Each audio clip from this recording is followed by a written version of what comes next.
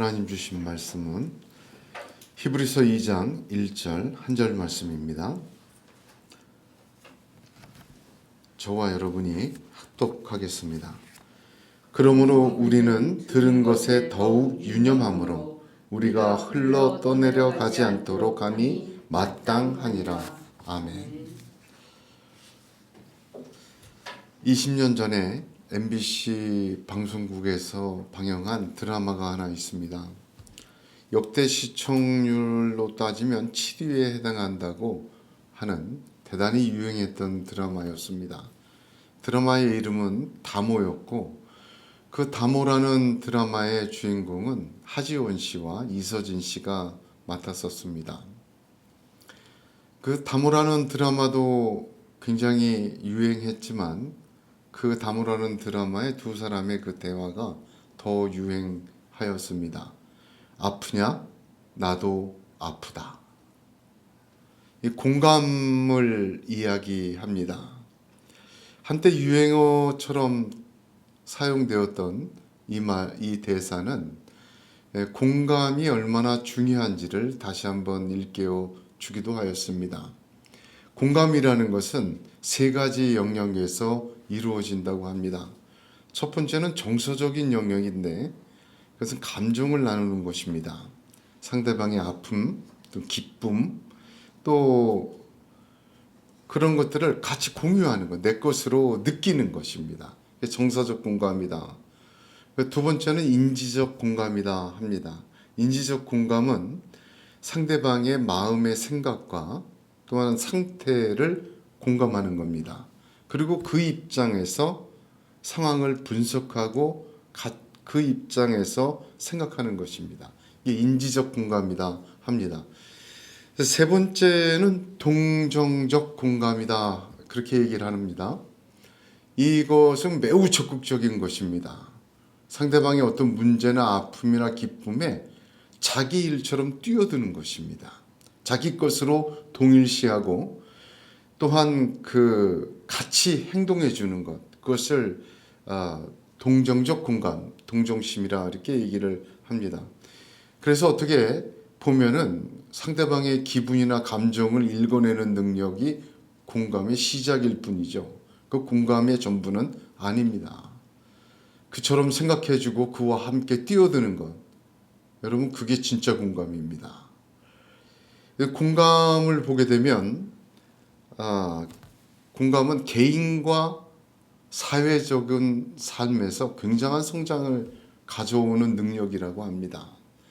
개인은 그렇게 상대와 남에게 공감함으로 자신의 문제를 극복하는 능력을 배가로 키울 수 있다고 합니다. 또한 사회적으로 여러 사람과 관계를 맺으면서 그 관계 속에서 더욱더 튼튼해지고 자기 위치를 찾아가는 그러한 능력을 얻는다고 합니다. 공감 능력은 그래서 개인적이든 사회적이든 모든 사람에게 엄청난 유익을 주는, 사실은 자신에게 유익을 주는 그러한 능력이라고 이야기할 수가 있겠습니다. 오늘 저와 여러분이 읽은 이 2장 1절 말씀은 이 공감 능력을 최대한 끌어올려서 붙들어야 되는 말씀입니다.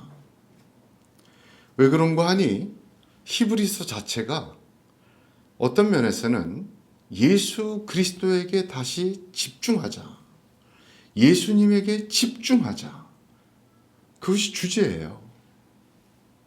그래서 1장은 예수 그리스도의 신적인 모습과 왕적인 모습을 성경을 통하여 가득 풀어냅니다. 그리고 2장은 예수님의 그 인성의 문제, 이 땅에서의 그 핵심을 성경을 통하여 완벽하게 정리합니다. 그래서 1장과 2장에 성경을 통하여 예수 그리스도에 대한 진리를 아주 정확하게 설명해 주고 있는 부분입니다. 그리고 3장 1절을 한번 보세요. 3장 1절의 시작이 어떻게 되죠? 그러므로 함께 하나님의 부르심을 받은 거룩한 형제들아. 자, 이게 중요한 거예요. 예수에 집중하자 해놓고는 예수에 대한 진리를 1장과 2장에 선포합니다. 그리고 3장부터는 그러므로 형제들아 이렇게 하면서 그러면 어떻게 우리가 해야 되느냐 집중하는 것이 적용을 해나갑니다. 여러분, 이거는 성경이 적혀 있는 원리입니다. 예수님의 산상수훈도 보면 먼저 진리를 말씀해 주세요. 쫙 성경을 통해서 얘기해 주시고 그 다음에 그러므로 너희는 이렇게 하라 라고 적용과 순종을 말씀하십니다. 바울 서신 13개를 다 봐도 처음에는 진리를 설명합니다. 그리고 딱 잘라서 후반부부터는 그러므로 너희는 이렇게 그 말씀을 갖고 어떻게 믿음을 갖고 살아야 하는지 구체적인 것은 행위를 말해 주십니다. 그러니까 순종은요, 진리에 따른 순종을 해야 돼요. 그 성경의 순서예요. 진리를 모르고 순종하는 건 위험합니다. 대개는 진리를 아는 것은 좀 어렵고 힘든 과정이고 그것은 패스하고 기도하라, 말씀 보라 아주 단순하고 쉽게 그냥 말을 해버립니다. 굉장한 부작용이 생겨요. 행위 먼저 말하면 마치 바리새인들처럼 만들어버리는 그런 경우가 생깁니다. 진리에 대한 철저하고 완벽한 설명이 성경의 첫 순서고 그 다음에 그 진리를 가지고 진리에 따라 이렇게 순종해라 그렇게 기록이 되어 있고 히브리서도 역시 그러한 구조로 기록이 되어 있습니다. 그런데 오늘 2장 1절이 어떻게 시작하죠? 그러므로 우리는 이렇게 시작해요. 1장과 2장에서 예수님에 대한 성경적 진리를 가득 설명하는 중간에 2장 1절에서 4절은 갑자기 그러므로라고 적용을 이야기합니다. 중간에 뭐 말하다 말고 갑자기 끼워놨어요. 이걸 보면 갑분싸라는 단어 아십니까? 갑자기 분위기가 싸해진 것처럼 이 중간에다 이렇게 딱 집어넣어놨어요. 저는 이거를 그래서 오늘 말씀을 2장 1절에서 4절을 갑분열이다 그렇게 이름을 붙이고 싶어요. 제가 생각해도 잘 붙인 것 같습니다. 갑자기 분위기가 열정적인 호소로 바뀌었다. 그래서 갑분열이에요. 이 사도는 말이죠. 성령께서 이 설교는 예수 그리스도의 신성과 왕권을 쭉 말씀하시다 보니까 갑자기 가슴이 뜨거워진 거예요. 그래서 1장과 4절에 중간에다가 그러므로 너희는 들은 것에 유념하라. 흘러 떠내가지 않도록 주의함이 마땅하니라. 얼마나 격정적이고 열정적으로 진리를 설명하다 말고 갑분열하는 말씀입니다. 오늘 말씀 갑분열의 말씀입니다. 그 성령님의 또한 사도 바울의 갑분열에 공감하는 이 시간 되기를 주님의 이름으로 축복합니다. 그것은 그리스도인의 책임이에요. 이스라엘 백성이 광야 40년은 애굽의 노예로 살다가 출애굽해서 하나님의 백성으로 변화되는 살아가는 훈련의 장이었다. 그렇게 이야기를 할 수가 있습니다. 출애굽기 15장을 보게 되면 이스라엘 백성이 홍해를 건너고 나서 사흘길을 걸었어요. 그리고 처음 도착한 곳이 수르 광야입니다. 바다를 마른 육지로 건너서 처음 도착한 광야에서 제일 먼저 한 사건이 뭐냐면 물이 없어서 마실 물이 없어 모세를 원망한 거였어요. 여러분 성경에 처음 나온 것은 대표적 성격을 갖고 있다. 이렇게 이해하면 됩니다. 창세기의 에덴 동산의 아담의 범죄의 이야기, 모든 죄악의 대표성을 갖고 있어요. 또한 하나님도 장자를 택하시고 하시는 거 있죠? 장자가 대표성이라는 거예요. 홍해를 막 건너자마자, 노예에서 하나님 백성으로 되자마자 처음 만난 이 사건, 수르 광야에서 마실 물이 없어 원망한 이 사건은 광야 40년 동안 하나님의 백성으로 훈련하시는 하나님의 원리가 가장 극명하게 드러난 사건입니다. 우리 이것을 마라의 쓴물이라 이렇게 이야기를 합니다. 출애굽기 15장 25절에 모세가 여호와께 부르짖었더니 여호와께서 그에게 한 나무를 지시하시니 그가 물에 던짐에 물이 달아졌더라. 거기서 여호와께서 그들을 위하여 법도와 율례를 정하시고 그들을 시험하실세 이렇게 얘기합니다. 매우 중요한 사건이 여기 두 개 있었죠. 쓴물이 있는데 하나님이 나무를 던지라고 했어요. 지시하셨다 이렇게 표현됩니다. 홍해도 갈라주셨는데 10가지 재앙 내려서 바로와 애굽 백성의 의지를 완전히 꺾으셨는데 추격하는 애굽의 백성도 3일 전에 바다에 다 하나님의 손으로 몰살시키셨어요. 그런데 고작 쓴물 하나 달게 변하게 안 하십니다. 하나님의 백성의 시작은 하나님 백성으로서의 책임을 요구하시는 부분입니다. 네가 나무를 던져라. 달개는 내가 해줄게. 그러나 나무는 네가 던져라. 그리고 그 광야에서 법도와 율례를 정해줘요. 사랑하는 성도 여러분, 우리가 보세요.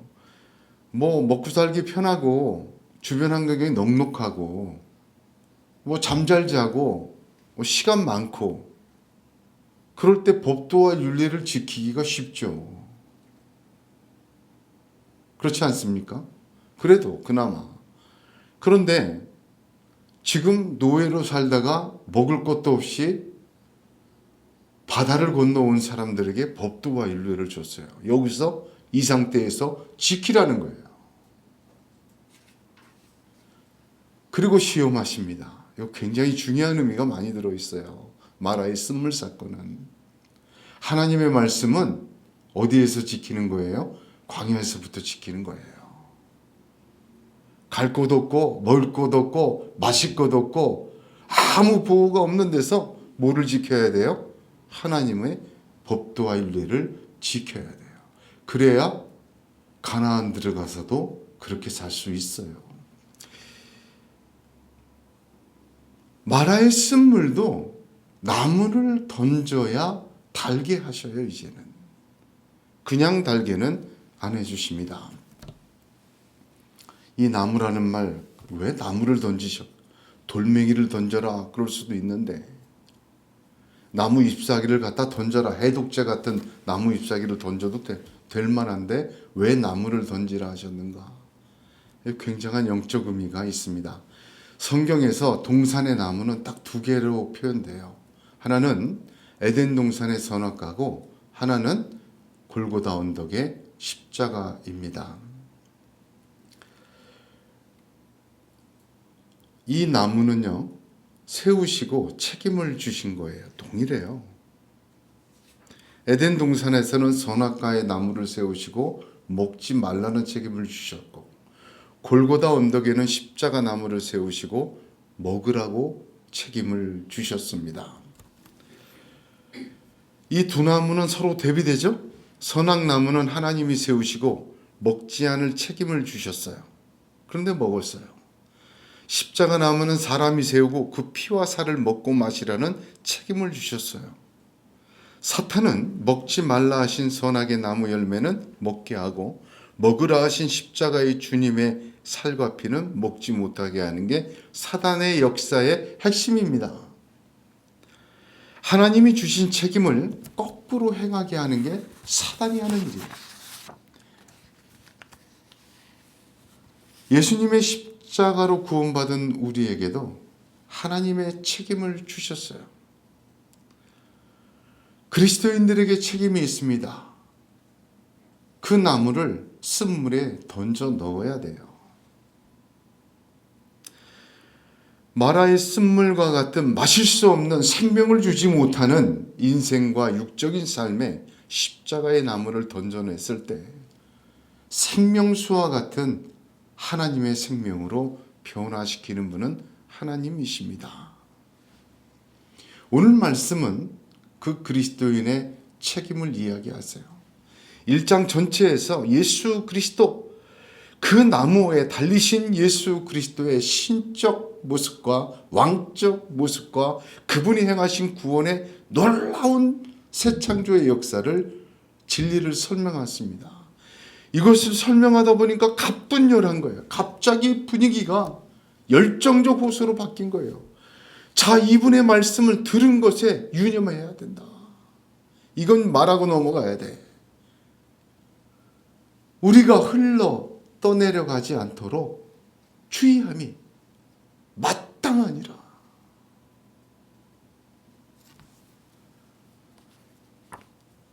이게 우리의 책임이라는 거예요.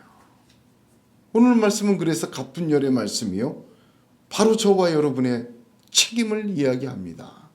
나무를 던져야 될 책임,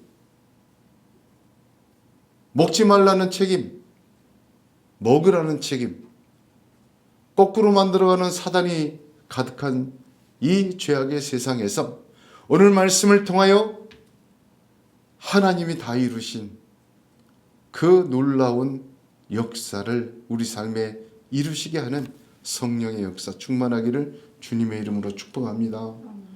여기 우리의 책임은 유념하는 것입니다. 유념하다, 이 말을 공동번역과 새번역은 간직하다 이렇게 번역했어요. 들은 것을 잘 간직해라, 옳은 말입니다. 잘 번역했습니다. 그러나 원어를 보면 이거보다 더 강한 의미입니다. 헬라어 원어는 프로세코입니다.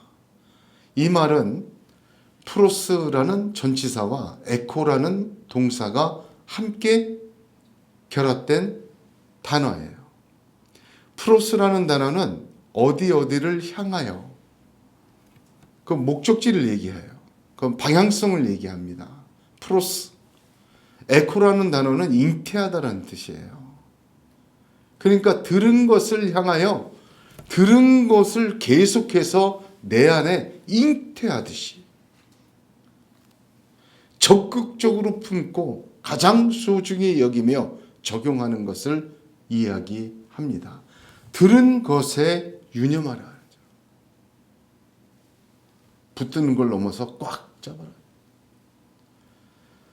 이스라엘 백성을 광야 40년 동안 다 인도한 하나님의 벗 모세는 느보산 정상에서 120세에 죽기 전에 이스라엘 백성 출애굽 2세대를 다 모아놓고 마지막 유언적 설교를 합니다. 그것을 기록한 것이 신명기예요. 그 신명기 6장은 우리가 잘 알고 있죠. 쉐마라는 말, 구약의 핵심입니다. 예수님도 그렇게 얘기를 하셨어요. 모든 율법과 선지자의 강령이 딱 이거다라고 얘기했습니다. 그건 뭐냐면 이스라엘에 들으라, 쉐마죠. 우리 하나님 여호와는 오직 하나인 여호와시니 너는 마음을 다하고 성품을 다하고 힘을 다하여 내 하나님 여호와를 사랑하라. 핵심 중에 핵심을 한 문장으로 던지신 거예요. 이 말을 던지고 나서 모세가 뭐라고 얘기하냐면, 이게 중요합니다. 이게 책임이거든요. 이 진리를 말한 다음에 또 책임을 얘기해요. 자, 이 말씀을 듣고 이 은혜를 받았어요. 그리고 그 쉐마 다음에 바로 이어서 오늘날 내가 내게 명하는 이 말씀을 너는 마음에 새기고 내 자녀에게 부지런히 가르치며 집에 앉았을 때에든지 길에 행할 때에든지 누워 있을 때에든지 일어날 때에든지 이 말씀을 강론할 것이며 너는 또 그것을 내 손목에 매어 기호를 삼고 내 미간에 붙여 표를 삼고 또 내 집 문설주와 바깥문에 기록할지니라. 이거 책임이에요. 유념한다는 것, 프로세코, 잉태하듯이 붙든다는 것, 바로 이 개념입니다. 추상적인 개념이 아니에요. 이미 모세를 통하여 들려주신 것입니다. 누워있든지 깨든지 이거 상태예요. 의식이든 무의식이든 상태입니다. 심지어는 쉴 때든 일할 때든 그 얘기돼요. 상태를 얘기해요. 어떤 상태든지 길에서든지 집이든지 어느 곳에서든지 안이서든 바깥이든 누가 보든 누가 보지 말든 마음에 새겨라. 마음에 새긴 것을 끝내면 안 됩니다. 손목에 매어 기호를 삼아라. 무슨 일을 하든 그 마음에 새긴 것을 생각하고 떠올려 그대로 해라. 손은 뭐 하는 것입니까? 모든 일을 다 손으로 하잖아요. 손이 움직이고 뭘 할 때마다 이 손목에 기호를 보는 거예요. 아, 이 말씀대로 하는 거구나. 미간에 표를 삼아라. 표는 왜 삼죠? 남들이 보는 것 아닙니까? 미간에 표를 붙여 누구를 만나든 말씀대로 하는 거예요, 이제. 아, 여기다가 그리스도인 하나님 백성이라고 딱 붙이는 거예요, 말씀대로. 그 말씀대로 누구든지 그 사람이 높든 낮든 나를 위협하든 나에게 도움을 주든 나를 미워하든 또 나에게 아픔을 주든 미간에 표를 삼아라. 말씀대로 해라. 그리고 집에 안과 밖에 다 기록해라. 들어오고 나가는 것, 출입하다라는 구약의 동사는요, 무슨 뜻입니까? 모든 행위를 얘기해요. 가정 대소사 어떤 일이든 말씀을 기록하라. 여러분, 이게 유념하는 것입니다. 모세가 이거 실제적으로 가르쳐 주신 말씀이에요. 유념하는 게 설교 잘 듣고 묵상 잘하고 말씀 잘 읽고 끝나는 게 아니에요. 잉태한다는 것은 굉장히 활동적인 것입니다. 어떤 상태, 어디에선 누구에게든 무슨 일을 하든 집이든 바깥이든 그 말씀대로 해라. 들은 것이라는 것은 굉장히 귀중한 표현입니다. 왜냐하면 너희가 성경 말씀을 유념하라 이렇게 안 합니다. 들은 것에 유념하라. 이거 독특한 표현이죠. 들은 것이라는 것. 들은 것이 무엇입니까? 예수님이 하신 표현이에요. 요한복음 15장 15절에 이제부터는 너희를 종이라 하지 아니하리니 종은 주인의 하는 것을 알지 못함이라. 너희를 친구라 하였노니 내가 내 아버지께 들은 것을 다 너희에게 알게 하였음이니라죠. 들은 것이란 아들에게만 들려주신 아버지 하나님의 말씀이에요.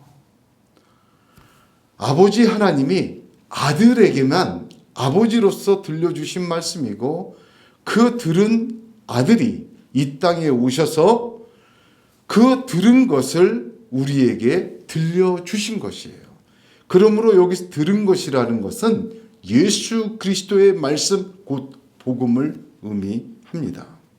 골로새서 1장 15절에도 너희를 위하여 하늘에 쌓아둔 소망을 인함이니 곧 너희가 전에 복음의 진리의 말씀을 들은 것이니라. 단순한 소리로 듣는 게 아니라 들은 것이라는 것은 이런 의미가 있습니다. 아들에게 말해주신 것처럼 우리에게 주님을 통해 아버지 하나님은 말씀해 주신 것, 그것을 의미합니다. 사실 들은 것이라는 말을 이 원문을 보니까 수동태예요. 그도 그럴 것이 들려주신 것을 의미합니다.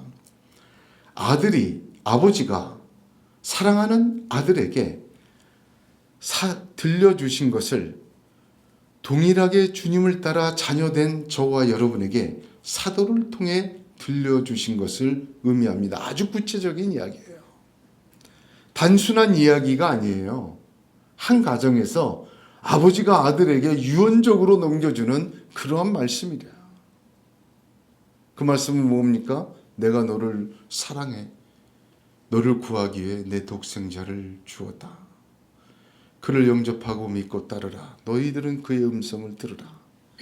구원을 선물로 주고 하늘나라 유업을 이을 자가 되게 하고 이은 자가 되도록 이끌리라. 성령을 보내마. 그 말씀입니다.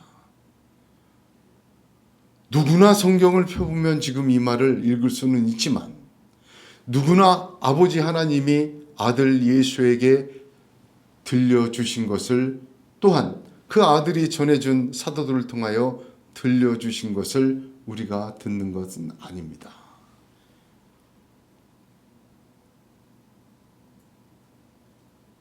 여러분, 그 말씀을 출산을 기다리는 사람처럼 품으십시오. 원수마귀는요, 품지 못하도록 해요.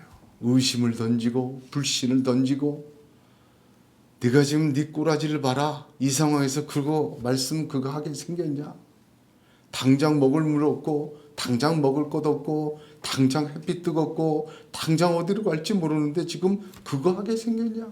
계속해서 유혹합니다. 먹지 말라는 책임은 먹게 만들고 먹으라는 것은 먹지 못하게 만드는 원수마귀의 역사에 속지 마시기를 축복합니다. 우리의 두 번째 책임은 우리가 흘러 떠내려가지 않도록 하는 것입니다. 흘러 떠내려간다는 말은 한 단어입니다. 성경에서 여기 딱 한 군데만 사용된 단어예요. 여러 번 사용된 게 아니라 딱 한 번 사용된 단어, 생소한 단어입니다. 그만큼 선별해서 사용한 단어예요. 여러 가지 의미를 함축하고 있는 단어입니다. 흘러 떠내려간다는 것, 특별히 무엇이 떠내려가는지가 불분명합니다. 원문을 보면 흘러 떠내려가는 것이 우리 자신도 되고 우리가 들은 것도 됩니다. 문법적으로. 우리 자신이 세파에 휘둘려 세상의 물결에 흘러 떠내려가는 것도 되고 우리가 들은 것이 품고 있는 것이 잉태하고 있는 것이 흘러 떠내려가는 것도 돼요. 대명사를 그렇게 모호하게 썼어요. 이 말은 이 둘 다가 해당된다는 의미입니다. 흘러 떠내려간다는 것이 굉장한 선별된 단어라고 했죠. 깊은 의미가 있어요. 너도 떠내려가고 들은 것도 떠내려간다. 둘 다 해당해요. 근데 이 말이 맞는 게 여러분 인생이라는 게 믿음이라는 게 말이죠.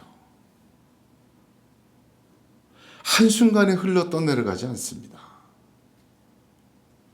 들은 것이 흘러 떠내려가기 시작하면 그 인생이 믿음에 관하여는 파손하게 돼요. 성경의 창세기부터 요한계시록까지 하나님의 사람들이 그 과정을 수도 없이 겪습니다. 들은 것에 유념하지 않고 들은 것을 자꾸 흘러 떠내려가야 돼요. 세상의 바람과 근심의 바람과 걱정의 바람과 욕심의 바람과 시기의 물결과 싸움의 물결과 정욕의 물결에 품었던 말씀을 떠내버리가 그러다 보니까 그 인생도 그 믿음도 흘러 떠내려가더라.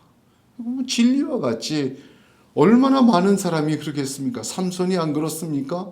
아브라함은 그런 실수 없었습니까? 그렇죠.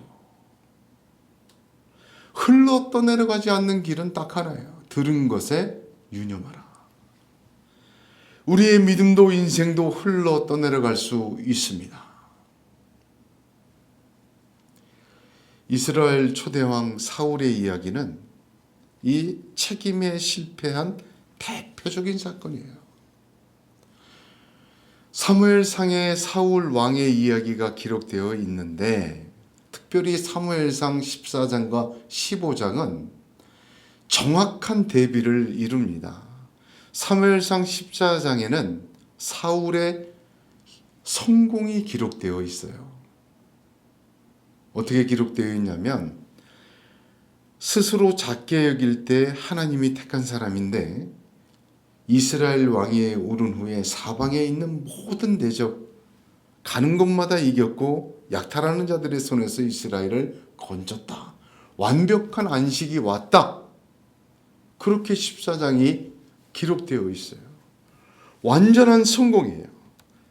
그런데 바로 이은 사무엘상 15장은 사울이 버림받은 이야기, 실패한 이야기로 가득 채워집니다. 사울은요, 택한 자의 승리와 실패의 모습을 교훈적으로 보여줍니다. 사울은 택함 받을 아무런 조건이 없었어요.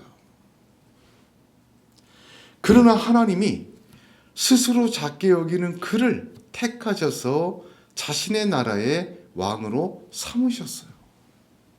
그래서 사울의 이 실패와 성공과 실패의 이야기는 택함 받은 자의 성공과 실패 이야기의 교훈입니다. 사울이 이렇게 혁혁한 승리를 거뒀을 때 하나님이 사울에게 명령을 내리십니다. 아말렉을 진멸하라. 사실 이 아말렉을 진멸하라는 이유가 애굽에서 나올 때 이스라엘을 대적한 일 때문에 아말렉을 진멸하라는 거예요. 지금 몇백 년이 지난 후입니다. 사울은 듣기는 들었지만 몇백 년 지나서 이제 가물가물해요. 그 말씀이 지금도 적용될까? 듣기는 들어서 알고 있습니다. 왜냐하면 모세가 이렇게 명령했습니다. 신명기 25장에 보면 너로 사면에 있는 모든 대적을 벗어나게 하시고 내게 안식을 주실 때에 바로 사울 때죠. 너는 아말렉의 이름을 천하에서 도말할지니라. 너는 잊지 말지니라. 이렇게 명령했거든요. 모세를 통해서 명령하신 하나님은 그 평안 안식을 주셨을 때 승리의 정점에서 드디어 이제 내가 너를 승리하게 했으니 내 전쟁을 해라. 아말렉을 진멸하라 했습니다. 그래서 사울이 전쟁을 일으켜요. 아말렉 굉장히 강했지만 전쟁을 일으켜서 승리를 합니다. 승리를 했는데 어떻게 했냐? 사무엘상 15장 19절에 사울과 백성이 아각과 그 양과 소의 가장 좋은 것 또는 기름진 것과 어린 양과 모든 것을 남기고 진멸기를 즐겨 아니하고 가치 없고 낮은 것은 진멸하니라. 사무엘상 15장 21절은 이어서 다만 백성이 그 마땅히 멸할 것 중에서 가장 좋은 것으로 길갈에서 당신의 하나님 여호와께 제사하려고 양과 소를 끌어왔나이다. 자, 잘 보세요. 사울은 하나님이 전쟁하라고 했으니 했어요. 몇백 년 전의 이야기고 뭐 들어서 알고 있는 얘기지만 상황도 많이 변했지만 전쟁하라니 전쟁했어요. 그런데 자기 생각대로 순종했습니다. 하나님께 예배드리기 위하여 좋은 것을 취했어요. 그럼에도 자기의 방식대로 예배하는 거지 하나님의 말을 진멸하라는 말은 가볍게 여겼습니다. 그런 사울의 행동, 택한 자의 실패의 단초가 된 이 행위들의 핵심을 사무엘은 이렇게 말합니다. 사무엘상 15장 23절에 거역하는 것은 점치는 죄와 같고 완고하는 것은 사신 우상에게 절하는 죄와 같음이라. 왕이 여호와의 말씀을 버렸으므로 여호와께서도 왕을 버려 왕이 되지 못하게 하셨나이다. 거역하는 것이었어요. 이건 완고한 것입니다. 하나님의 버림받는 택한 자의 중요한 이유 두 가지를 성경은 가르쳐 주고 있습니다. 거역하다는 단어 너무 중요해서 제가 히브리어 단어를 많이 연구하고 찾아봤어요. 거역이라는 단어는 반역하고는 좀 다른 이야기예요. 히브리어나 원어를 깊이 연구해 보니까 어떤 의미가 있냐면 변명하여 거절하다. 다시 말하면 이유가 있는 거절이 거역입니다. 제가 한 문장으로 말했지만 저는 반나절 동안 연구했어요. 이유가 있는 거절이 거역이에요. 제가 얼마나 많이 회개했는지 모릅니다. 이유가 있는 거절이 거역이에요. 완고하다라는 단어는 히브리어는 의학 용어예요. 의학 용어로 완고하다는 부풀다 그런 뜻이에요. 두 가지 의미가 있는데 첫 번째는 감염이나 상처나 골절에 인하여 이 상처가 부풀어 오르는 걸 뜻해요. 완고하다는 뜻이. 두 번째 의미는 뭐냐면 골전된 그 뼈를 굳게 하기 위하여 기부스를 하죠. 기부스를 하면 이렇게 부풀어 오르잖아요. 그 기부스하는 것을 완고하다, 그 단어 동일하게 이야기합니다. 그래서 이 단어가 어떤 의미를 갖느냐, 스스로 상처와 같은 죄악을 감싸 굳게 하여 심판을 자초하는 것을 뜻하는 단어입니다. 상처가 부러졌어, 거기다 더 감싸는 거예요.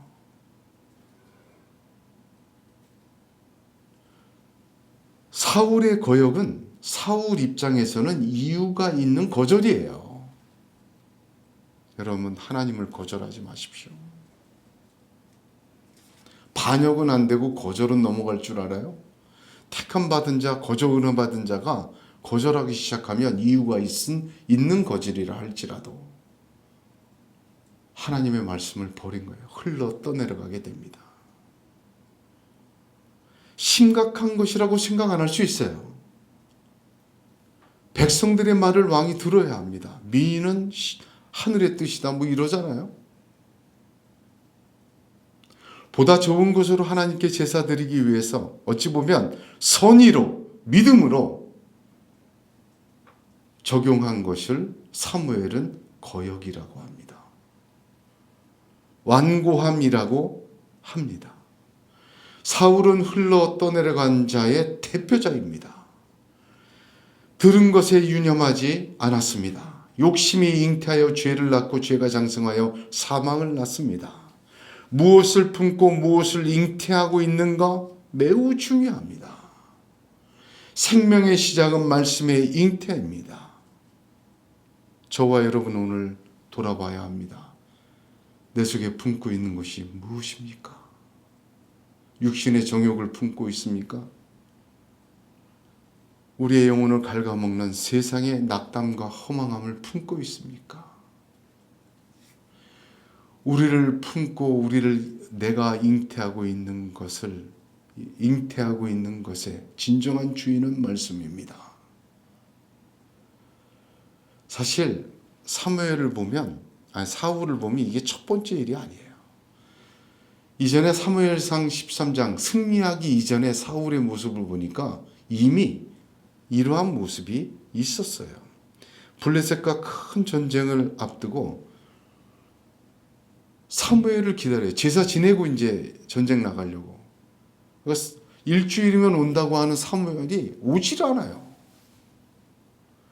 백성들은 사무엘도 안 오고 블레셋은 너무 강하니까 다 터져버립니다. 자꾸 600명도 안 남았어요.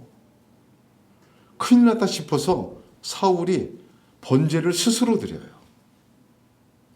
번제가 끝나자마자 누가 옵니까? 사무엘이 옵니다. 그때 사울이 뭐라고 얘기하냐면 굉장히 중요한 말이에요. 부득이하여 번제를 드렸나이다. 사울은 부득이한 일, 선의의 일로 거역하고 완고하였습니다. 굉장히 중요한 모습입니다. 들은 것에 유념하지 않았습니다. 성경을 보면 들은 것에 유념하지 않아 흘러 떠내려간 자들이 너무나도 많습니다. 때로는 부득이한 것으로, 때로는 선의로 그리하였지만 중요한 것은 들은 것을 붙들어야 합니다. 에덴에서 아담이 그러하였습니다. 노아의 홍수에 멸망한 사람들이 그러하였습니다. 이스라엘의 전 역사가 그러하였습니다. 그러므로 거역과 완고함은 가벼운 것이 아닙니다. 아담의 후손인 저와 여러분에게 거역과 완고함은 어쩌면 피할 수 없이 다가오는 함정과 같은 실패의 조건입니다. 이유 있는 거절, 부득이함과 선의로 한 거절이 점치는 죄와 같다고 합니다. 내 상처를 꽁꽁 싸매고 깁스하고 더 굳게 하는 것, 우상숭배와 같다고 합니다.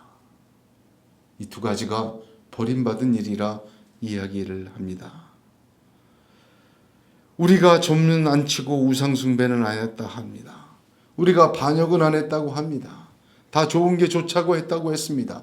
그럼에도 불구하고 오늘날 택함받은 자들은 사울을 통한 교훈을 들어야 합니다. 들은 것에 유념하는 것이 얼마나 중요하고 얼마나 큰 하나님의 역사가 나타나는 일인지 깨달아야 합니다. 하나님께서 아들인 예수에게 들려주신 것을 예수 그리스도가 이 땅에 오셔서 들려주셨고 사도들이 우리에게 들려주셨습니다. 이 하나님 나라의 복음에 유념하는 저와 여러분에게를 소원합니다.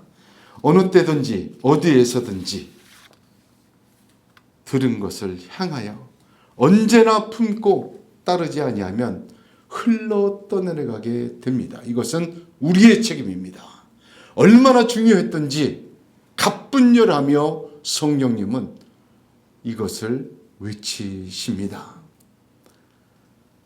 사랑하는 성도 여러분, 이 주일 아침에 진리를 들으며 유념하고 잉태하여 흘러 떠내려가지 않는 축복이 저와 여러분에게 가득 임하기를 주님의 이름으로 축복합니다. 기도하겠습니다.